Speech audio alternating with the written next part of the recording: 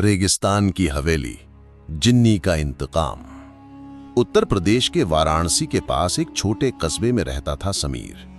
24 साल का साधारण लड़का, पढ़ाई खत्म करके बेरोजगार था। दिन भर नौकरी की तलाश और रात को छत पर लेटकर आसमान देखना, यही उसकी दिनचर्या थी। लेकिन उसकी किस्मत उसे एक ऐसी जगह ले जाने वाली थी जहां से लौटकर कोई इंसान जिंदा नहीं आता। शुरुआत राजस्थान की ओर सफर। एक दिन समीर के मौसा, जो राजस्थान के जैसलमेर के पास रहते थे, ने फोन किया। बेटा, यहाँ हमारी पुरानी हवेली है, कोई संभालने वाला नहीं। तू कुछ दिन आ जा, शायद तुझे भी कुछ नया सोचने का मौका मिले। समीर तुरंत निकल पड़ा। ट्रेन से घंटों का सफर और फिर रेगिस्तान की सुनसान सड़कों पर जीप से हवेली की ओर। दूर से ही हवेली का किला जैसा ढांचा दिखा। ऊंची दीवारें, टूटी खिड़कियां और आसपास का इलाका बिल्कुल सुनसान। गांव वालों ने उसे चेताया, बाबू, उस हवेली में रात मत बिताना, वहां जरीना नाम की जिन्नी रहती है, कई परदेसियों की मौत हो चुकी है। समीर हंस दिया, ये सब अंधविश्वास है। लेकिन हवेली की दहलीज पर पैर रखते ही उसने अजीब ठंडक महसूस की, जैसे हवा में कोई परछाई उसके पीछे पीछे चल रही हो। पहली मुलाकात, जरीना। पहली रात समीर को नींद नहीं आई। अचानक उसे खिड़की के पास से किसी के पायल की आवाज सुनाई दी। वो उठा और देखा, चांदनी में एक लड़की खड़ी थी। गोरा चेहरा, लाल चुनरी, लंबे काले बाल। इतनी रात को तुम कौन हो? समीर ने कांपते हुए पूछा। लड़की मुस्कुराई।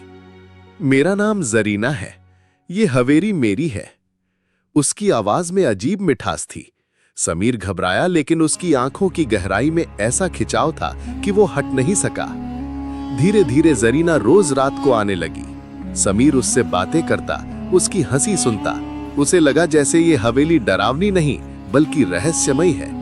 लेकिन कभी कभी जरीना की आंखों में हल्की लाल चमक दिखती और उसकी परछाई दीवारों पर अजीब तरीके से हिलती।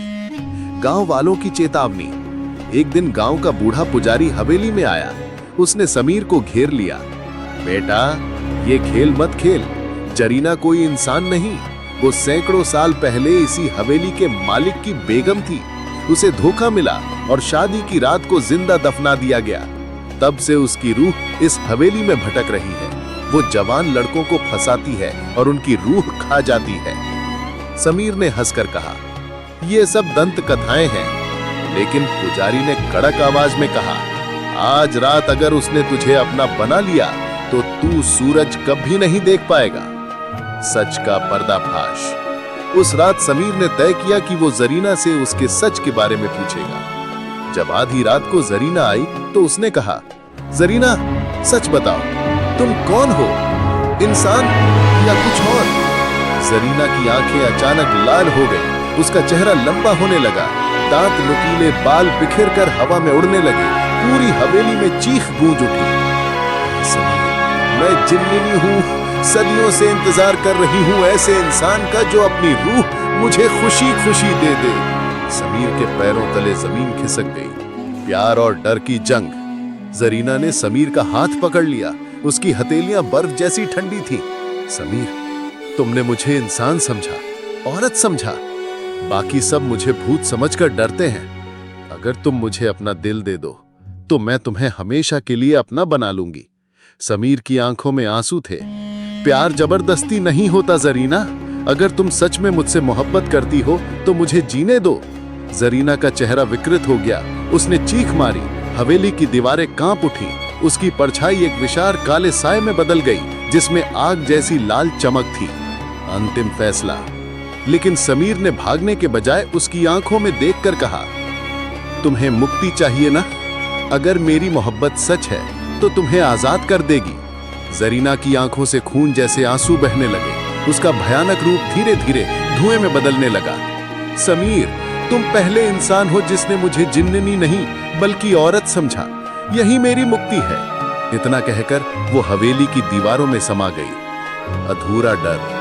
सुबह जब गांव वाले आए, उन्होंने देखा कि हवेली शांत है। सबको लगा जिन्नी चली गई, लेकिन समीर जानता था कि वो कहीं नहीं गई।